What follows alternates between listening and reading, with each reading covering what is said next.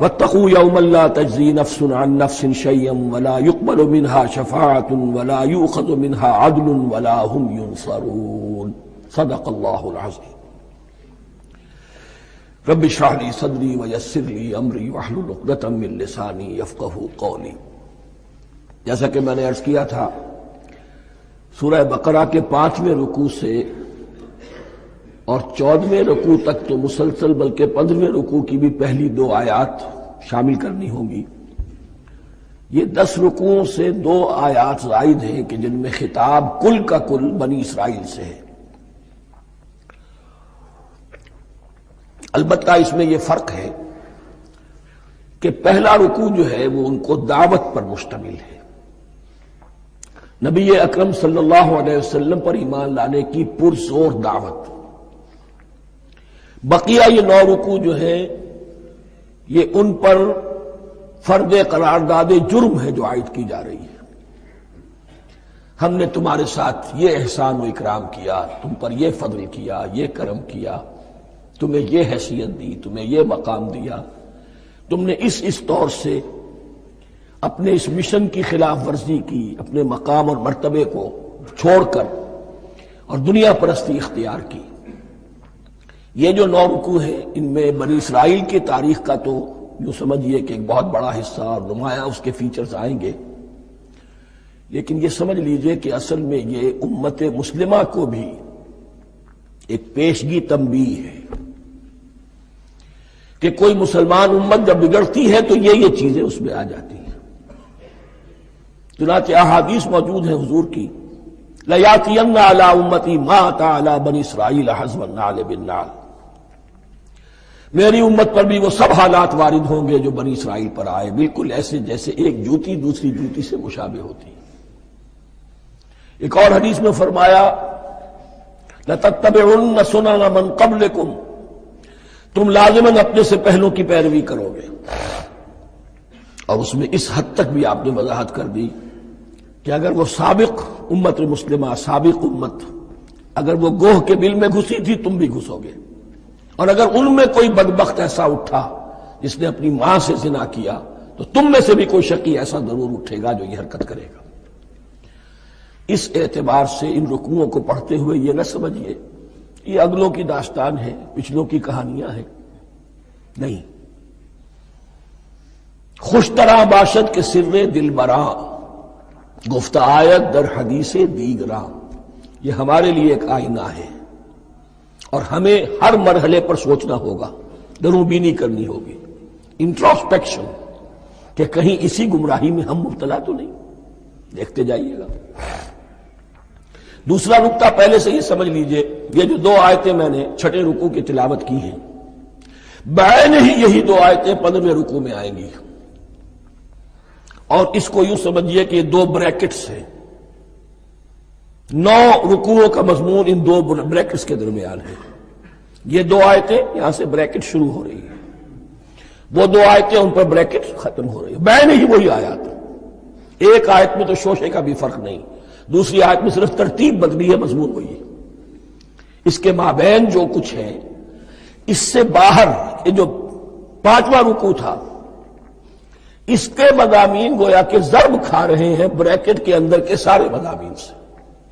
یہ حساب کا بہت ہی عام فہم سا قاعدہ ہے، بریکٹ کے باہر کوئی رقم لکھی ہوئی ہے جس کے بعد کوئی زبر، کوئی جمع یا تفریق اگر نہیں ہے تو وہ ضرب کھائے گی، بریکٹ کے اندر جتنی بھی ویلیوز ہیں ان کے ساتھ ضرب کھائے گی۔ تو گویا کہ ہر قدم پر حضور پر دعوت، ایمان لانے کی دعوت اس پورے معاملے میں موجود ہے، اس لیے کہ اس میں بعض آیتیں ایسی آ گئی ہیں، ایک زیادہ نمایاں ایک کم نمایاں، جن سے کچھ لوگوں کو مغالطہ ہوا یا کچھ لوگوں نے فتنہ پیدا کیا جان بوجھ کر۔ یہ فتنہ ایک بار پیدا ہوا تھا اکبر کے زمانے میں، دین الہی کی شکل میں، کہ صرف خدا کو مان لینا، آخرت کو مان لینا اور نیک اعمال کرنا نجات کے لیے کافی ہے، کسی رسول پر ایمان لانا ضروری نہیں ہے۔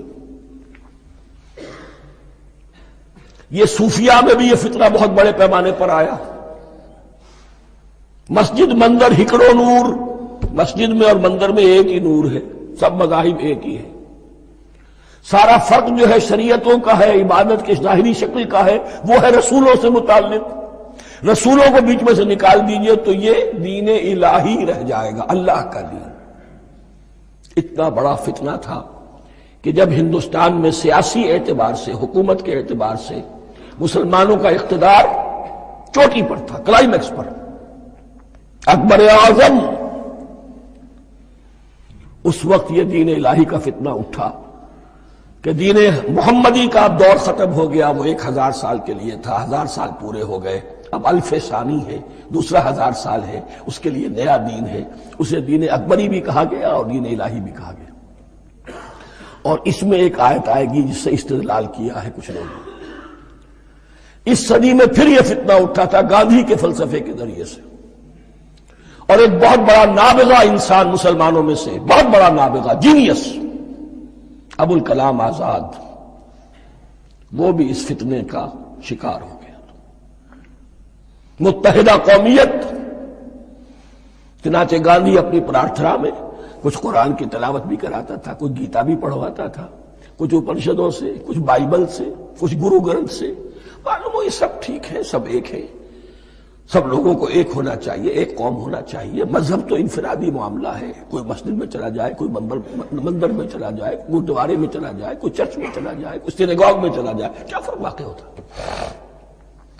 اس کا توڑ یہی ہے کہ سمجھ لیجئے یہ جو 7 آیتیں ہیں 5ویں رکوع کی، یہ ہے بریکٹ کے باہر، اور یہ ضرب کھا رہی ہے مسلسل۔ اس بریکٹوں کے درمیان جتنی بھی مضمون آ رہا ہے وہ سب ان کے تابع ہوگا۔ گویا کہ جہاں تک حضور پر ایمان لانے کا معاملہ ہے وہ انڈرسٹوڈ سمجھا جائے گا، مقدر سمجھا جائے گا ہر مرحلے پر ان 2 بریکٹوں کے مابین۔ اب چلیے بسم اللہ۔ یا بنی اسرائیل اذکروا نعمتی التی انعمت علیکم وانی فضلتکم علی العالمین۔ اے اسرائیل کی اولاد، یاد کرو میرے اس انعام کو جو تم پر ہوا، اس کی وضاحت میں کر چکا ہوں، لیکن یہاں جو الفاظ آ رہے ہیں بہت زوردار۔ وانی فضلتکم علی العالمین،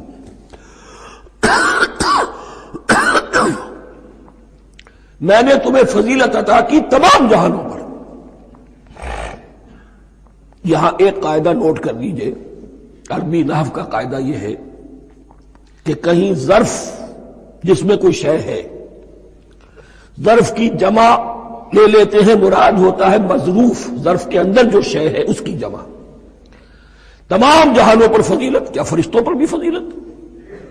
نہیں، جہان والوں پر، تمام اقوام عالم پر تمہیں فضیلت عطا کی، یہ مطلب ہے اس کا۔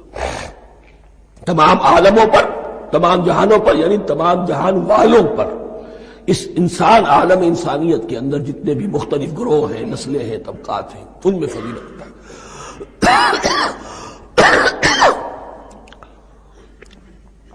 واتقوا یوما لا تجزی نفس عن نفس شیئا، میں عرض کر چکا ہوں، اب تیسری مرتبہ پھر عرض کر رہا ہوں، اصل شیخ آخرت، محاسبہ آخرت، یہ مستحضر ہوگا تو انسان سیدھا رہے گا۔ کس میں کمزوری آ جائے، ضعف آ جائے تو باقی ایمان باللہ، ایمان بالرسالت، یہ نہ معلوم کیا کیا شکلیں اختیار کر لیں۔ دیکھیے اس آیت کے اندر 4 اعتبارات سے محاسبہ آخرت کا زور ہے۔ واتقوا یوما، ڈرو اس دن سے، لا تجزی نفس عن نفس شیئا، جس دن کوئی جان کسی دوسرے کے کام نہ آ سکے گی۔ ولا يقبل منها شفاعہ، اور نہ کسی سے کوئی سفارش یا شفاعت قبول کی جائے گی، کیٹیگوریکل ڈینائل۔ ولا يؤخذ منها عدل، نہ کسی سے فدیہ قبول کیا جائے گا۔ ولا هم ينصرون، اور نہ انہیں کوئی مدد مل سکے گی۔ ہم نے طرح طرح کے عقیدے، شفاعت باطلہ کا تصور، اہل عرب سمجھتے تھے ہمیں یہ فرشتے جو ہے خدا کی بیٹیاں ہیں، یہ لات اور منات اور عزا، ہم نے ان کے بت بنا رکھے ہیں، پوچھتے ہیں یہ اپنے ابا جان سے اللہ کی بیٹیاں ہیں نا، لاڈلی بیٹیاں، چھڑا لیں گے ہمارے ہاں بھی تصور ہے اولیاء اللہ چھڑا لیں گے۔ یا شفاعت باطلہ، خود حضور کی شفاعت کے بارے میں جو غلط تصورات ہیں. ایک شفاعت حقہ ہے، اس کی وضاحت کا یہ موقع نہیں ہے. وہ آیت الکرسی پہ جب ہم پہنچیں گے انشاءاللہ تعالیٰ اسی سورہ مبارکہ میں تو اس کی وضاحت بھی ہوگی. یہ سارے جو ہم نے جو گھڑ رکھے ہیں خیالات، ان کی نفی اس آیت کے حوالے سے کی. وَاتَّقُوا يَوْمًا لَا تَجْزِي نَفْسٌ عَن نَفْسٍ شَيْئًا، کوئی انسان دوسرے انسان کے کام نہیں آ سکے. وَلَا يُقْبَلُ مِنْهَا شَفَاعَةٌ، کسی جان کی طرف سے کوئی سفارش قبول نہیں ہوگی. وَلَا يُؤْخَذُ مِنْهَا عَدْلٌ، نہ کوئی فدیہ قبول کیا جائے گا. وَلَا هُمْ يُنصَرُونَ، نہ انہیں کوئی مدد مل سکے گی. اب اس کے بعد اللہ تعالیٰ کے احسانات اور ان کی طرف سے جو ناشکریاں ہوئی ہیں ان کی بڑی تفصیل کے ساتھ اب بات چلے گی. تفصیل نہیں، تیزی کے ساتھ.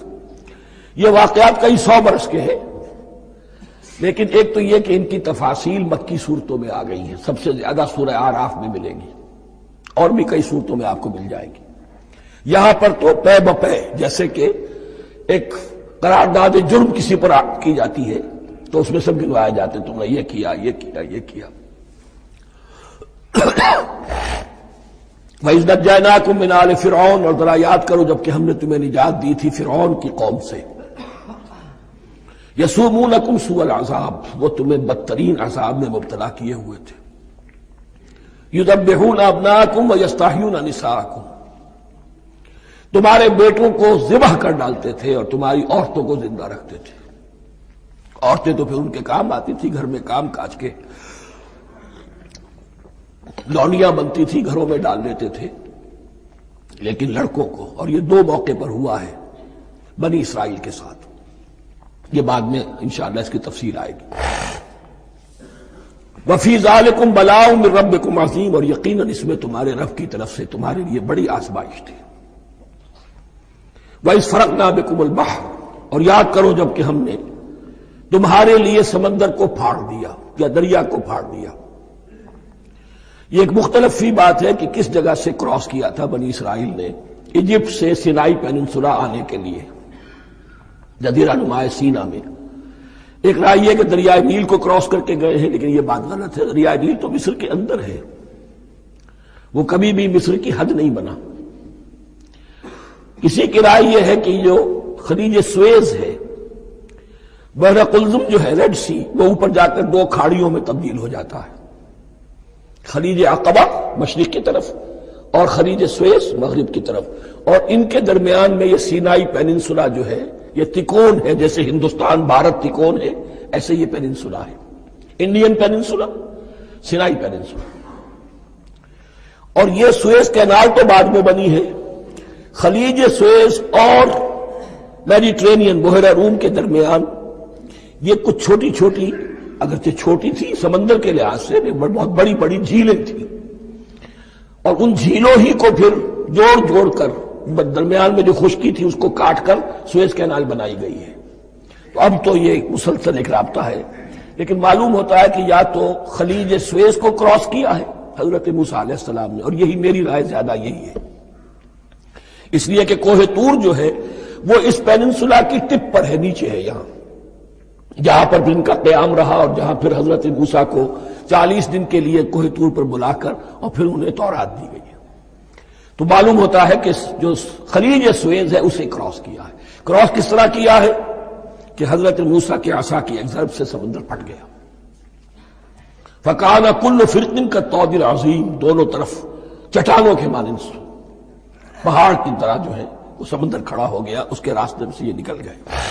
اور پھر جب فرعون اور اپنا لشکر لے کر جب آیا ہے، اس نے سوچا ہم بھی نکل جائیں، وہ غرق ہو گئے، اس لیے کہ دونوں طرف کا پانی آپس میں مل گیا.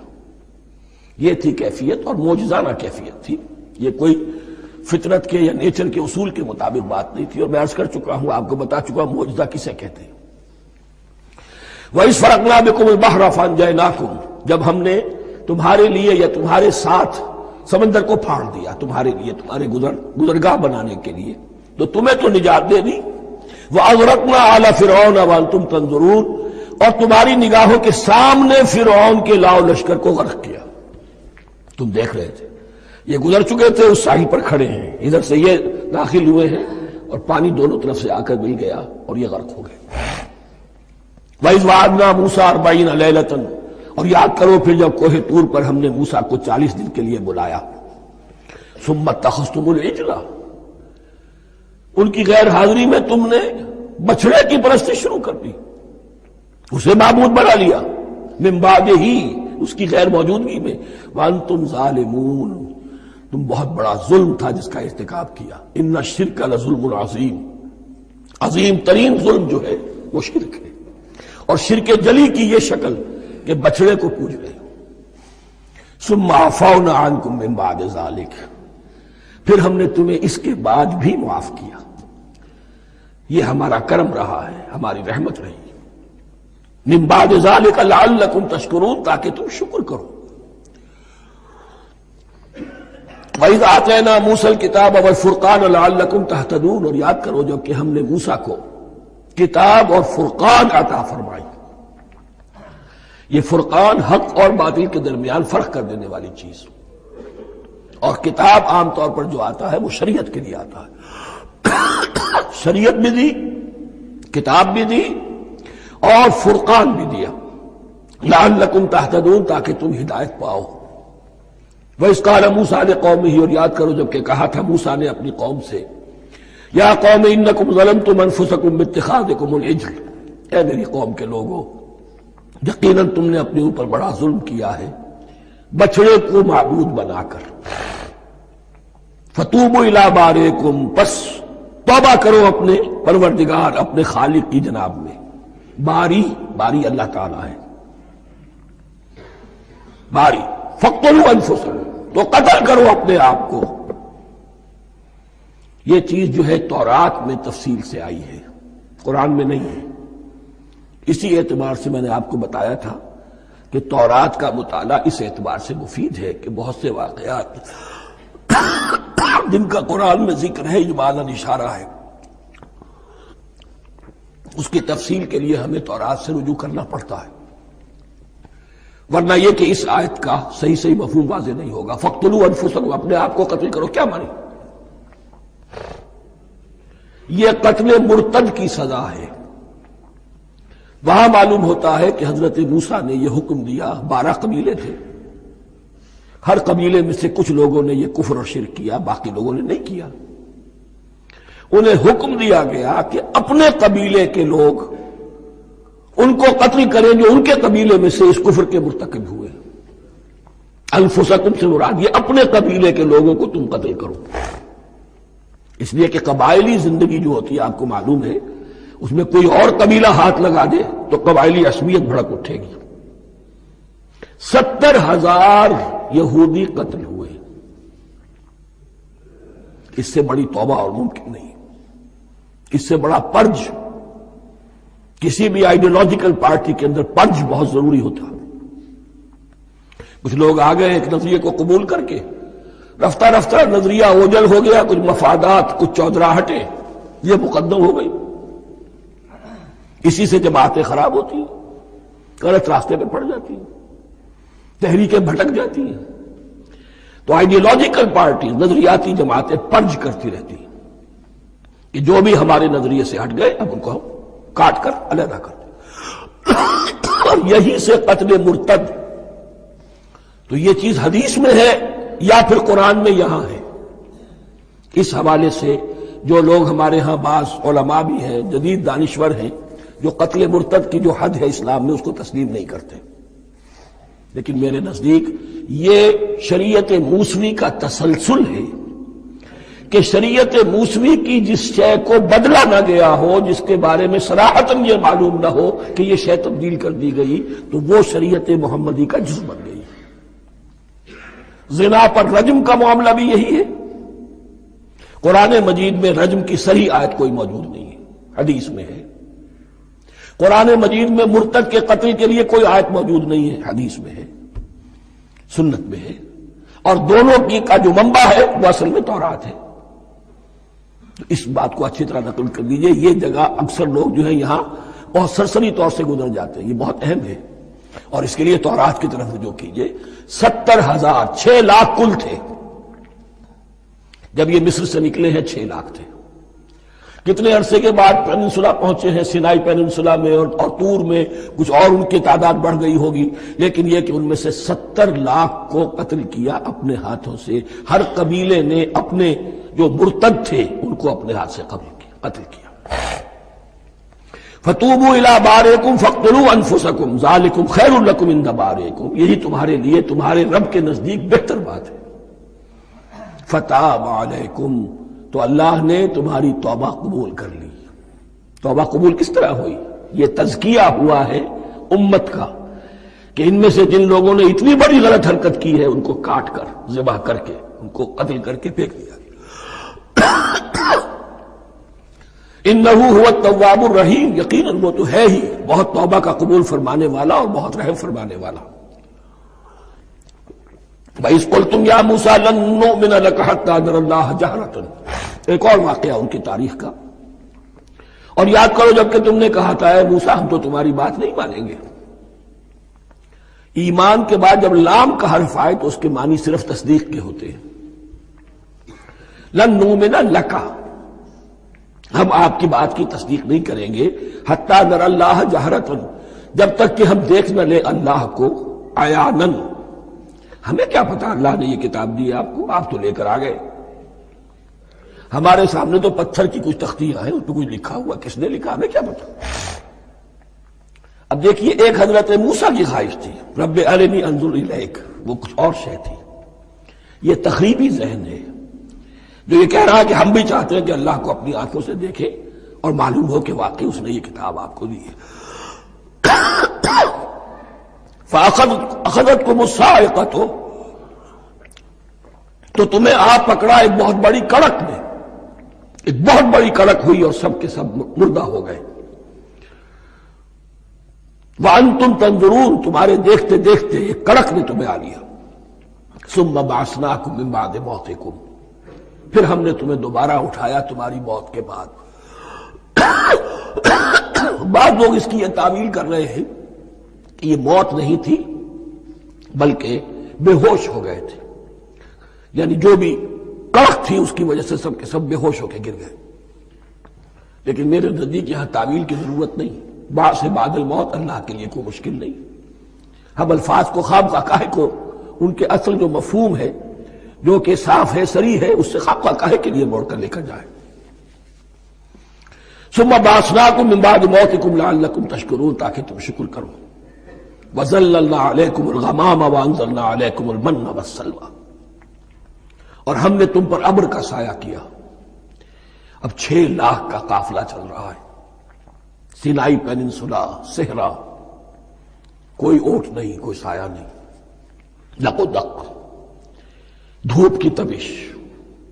تو اللہ کا فضل ہوا کہ ایک سائے کی طرح ابر جو ہے ان کے ساتھ ساتھ جہاں جہاں وہ جا رہے ہیں وہ ابر ان پر سایہ کیے ہوئے۔ وَأَنزَلْنَا عَلَيْكُمُ الْمَنَّ وَالسَّلْوَىٰ، کھانے کو کچھ نہیں، تو من اور سلوہ نازل کیے گئے۔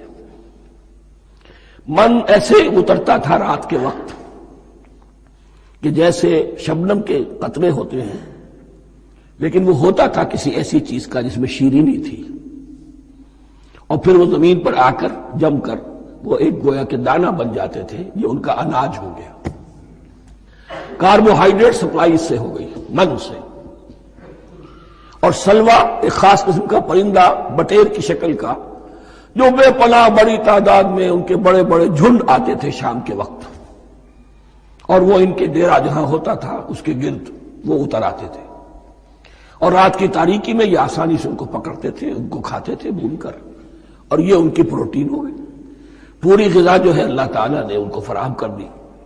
وَأَنزَلْنَا عَلَيْكُمُ الْمَنَّ وَالسَّلْوَىٰ كُلُوا مِن طَيِّبَاتِ مَا رَزَقْنَاكُمْ، کھاؤ ان پاکیزہ چیزوں کو جو ہم نے تمہیں عطا کی ہیں۔ وَمَا ظَلَمُونَا، ہم نے تو ان پر کوئی ظلم نہیں کیا۔ وَلَٰكِن كَانُوا أَنفُسَهُمْ يَظْلِمُونَ، لیکن وہ خود ہی اپنے اوپر ظلم ڈھاتے رہے، ہر قدم پر نافرمانی اور ناشکری۔ اس کی بھی ناشکری آگے آ جائے گی چل کر، من و سلوہ سے بھی ناشکری کی انہوں نے۔ وَإِذْ قُلْنَا ادْخُلُوا هَٰذِهِ الْقَرْيَةَ فَكُلُوا مِنْهَا حَيْثُ شِئْتُمْ رَغَدًا وَادْخُلُوا الْبَابَ سُجَّدًا وَقُولُوا حِطَّةٌ نَغْفِرْ لَكُمْ خَطَايَاكُمْ، اور یاد کرو جب کہ ہم نے تم سے کہا تھا اس شہر میں داخل ہو جاؤ اور پھر کھاؤ اس میں سے بافراغت جہاں سے چاہو جو چاہو، لیکن دیکھنا دروازے میں داخل ہونا جھک کر، اور کہتے رہنا مغفرت مغفرت مغفرت، ہم تمہاری خطاؤں سے درگزر فرمائیں گے۔ اس آیت کو سمجھنے کے لیے ذرا تاریخی بات سمجھ لیجئے۔ صحرائے سینا میں آنے کے بعد، اور یہ جو کتاب تورات انہیں مل گئی تھی، اس کے بعد حضرت موسیٰ علیہ السلام کے ہی زمانے میں انہیں جہاد اور قتال کا حکم ہوا۔ اس سے پوری قوم نے انکار کر دیا، یہ سورہ مائدہ میں آئے گا۔ اس پر اللہ تعالیٰ نے ایک سزا مسلط کر دی ان پر کہ 40 برس تک اسی صحرا میں بھٹکتے پھریں گے۔ اگر یہ ابھی قتال کرتے، جہاد کرتے، تو پورا فلسطین ان کے ہاتھ پر ابھی فتح کرا دیتے، لیکن چونکہ انہوں نے بزدلی دکھائی ہے، اب سزا یہ ہے فَإِنَّهَا مُحَرَّمَةٌ عَلَيْهِمْ 40 سَنَةً يَتِيهُونَ فِي الْأَرْضِ، اب 40 برس تک یہ اسی صحرا میں بھٹکتے پھریں گے، اور ارض فلسطین جو ان کے لیے ارض موعود تھی وہ ان پر حرام کر دی گئی 40 سال کے لیے۔ اس 40 سال کے عرصے میں حضرت موسیٰ کا بھی انتقال ہو گیا، حضرت ہارون کا بھی ہو گیا، اور اس عرصے میں ایک نئی نسل پیدا ہوئی۔ وہ جو غلامی کا داغ اٹھائے ہوئی نسل آئی تھی مصر سے، جن کے اندر مورل کیریکٹر جو ہے وہ بہت کمزور ہو جاتا ہے، غلامی کا یہ اثر ہوتا ہے۔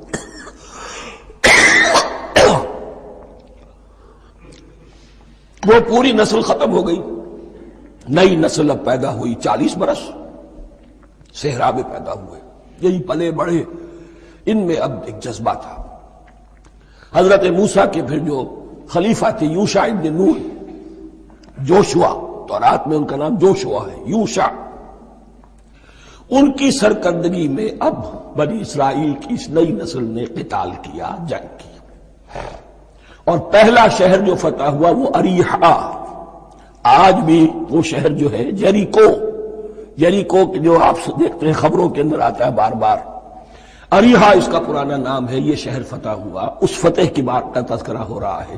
یاد کرو جب کہ ہم نے تم سے کہا تھا اس بستی میں، اس شہر میں داخل ہو جاؤ فاتحانہ، اور پھر جو کچھ یہاں ہے، جو نعمتیں ہیں ان سے متمتع ہو، کھاؤ پیو، لیکن داخل ہونا سجدہ کرتے ہوئے، مراد کیا، جھک کر، یعنی ایسا نہ ہو کہ تکبر کی وجہ سے تمہاری گردنیں اکڑ جائیں، گردنیں جھکا کر اللہ کا احسان مانو، یہ نہ سمجھو کہ یہ فتح تم نے حاصل کی۔ اس کی تفسیر اصل میں نظر آتی ہے حضور کی شخصیت میں، کہ جب فتح مکہ کے موقع پر مکے میں داخل ہوئے ہیں تو جس سواری پر آپ بیٹھے ہوئے تھے، آپ کی پیشانی اس کی گردن کے ساتھ جڑی ہوئی تھی۔ یہ وقت ہوتا ہے جب کہ تکبر اور تعلی، فاتح کی حیثیت سے آنا، اور بندہ مومن کے لیے یہی وقت ہے تواضع کا، جھکنے کا۔ وَقُولُوا حِطَّةٌ، حتیٰ یحط تو کہتے ہیں جھاڑ دینے کو، تو اس کے معنی کیا ہے، اے اللہ ہمارے گناہ جھاڑ دے، مغفرت، اے اللہ ہمیں مغفرت، ہماری مغفرت فرما، جو خطائیں ہو گئی بخش دے۔ قولوا حِطَّةٌ، تمہاری زبان پر استغفار ہونا چاہیے، تمہاری گردنیں جھکی ہوئی ہونی چاہیے۔ نغفر لکم خطایاکم، اگر تم اس پر عمل کرو گے ہم تمہاری خطائیں جو ہیں انہیں معاف فرما دیں گے۔ وسنزید المحسنین، اور جو تم میں محسن ہوں گے انہیں اور بھی زیادہ دیں گے، اور انعام و اکرام آئیں گے۔ فبدل الذین ظلموا قولا غیر الذی قیل لہم، تو ان میں سے جو ظالم تھے، جو بد کردار تھے، انہوں نے بدل دیا، ایک اور قول اختیار کر لیا اس قول کی جگہ جو انہیں کہا گیا تھا حتہ حتہ، انہوں نے کہنا شروع کیا ہنتا ہنتا، ہمیں تو گیہوں چاہیے۔ یہ بعد میں ابھی آ جائے گا اگلے رکوع کے اندر، کہ من و سلوہ سے ان کی طبیعتیں بھر گئی تھی ایک ہی چیز کھا کھا کے۔ اب وہ کہہ رہے تھے کوئی چیز ہمیں جو ہے زمین کی روئیدگی میں سے، پیداوار میں سے، تو وہ ان کے زبان پر انہوں نے مذاق اڑاتے ہوئے گویا کہ حضرت موسیٰ علیہ السلام کے ذریعے سے حکم ملا ہے، استہزاء کر رہے ہیں، حتۃ کی بجائے حنتۃ۔ فَأَنزَلْنَا عَلَى الَّذِينَ ظَلَمُوا رِجْزًا مِنَ السَّمَاءِ بِمَا كَانُوا يَفْسُقُونَ، تو جن لوگوں نے یہ حرکت کی تھی ان پر ہم نے آسمان سے ایک بہت بڑا عذاب نازل کیا۔ تورات سے معلوم ہوتا ہے کہ پلیگ آئی، اور جنہوں نے یہ حرکت کی تھی وہ سب کے سب ہلاک ہو گئے، یریکو کے اندر۔ بما کانوا یفسقون، بسبب اس نافرمانی کے جو انہوں نے کی۔